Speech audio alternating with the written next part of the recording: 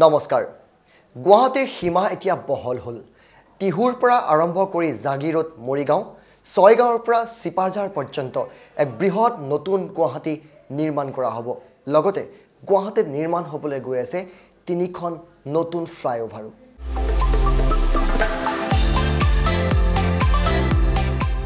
এয়া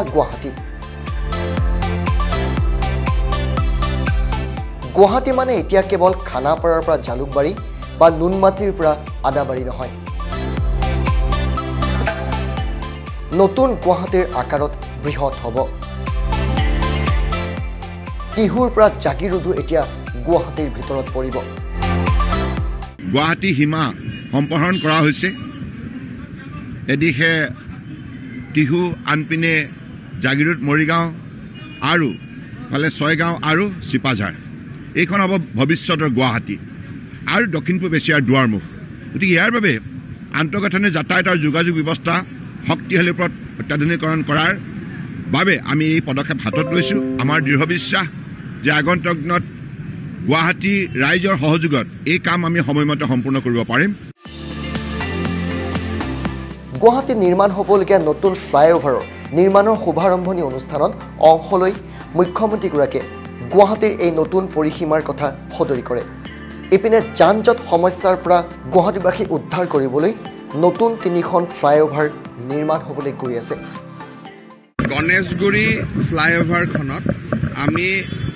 এডাল নতুন বাহু বা আৰ্ম এটা বনাব খুজিছোঁ এতিয়া জু ৰোডৰ পৰা যিখিনি গাড়ী আহিব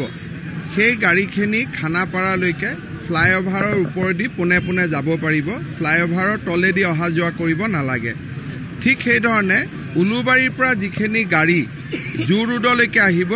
সেইখিনিয়ে ফ্লাইঅভাৰত উঠি পেলাই ফ্লাইঅভাৰ দিয়ে জু ৰোডলৈকে নামি যাব পাৰিব তাৰ ফলত আমাৰ গণেশগুৰি ব্ৰিজৰ তলত যিখিনি যান বাহনৰ জঁট লাগে সেইখিনি ৩৫% কমি যাব ইয়াৰ পৰৱৰ্তী পৰ্যায়ত আমি GNRC ৰটাৰীৰ কাষত আৰু এখন ফ্লাইঅভাৰ আৰু চাৰাবাদ্দি পইণ্টত আৰু এখন ফ্লাইঅভাৰ নিৰ্মাণৰো প্ৰস্তুতি প্ৰায় আমি সম্পূৰ্ণ কৰি তুলিছোঁ ইয়াৰ বাবে ব্যয় হ'ব ৫৪.৭৪ কোটি টকা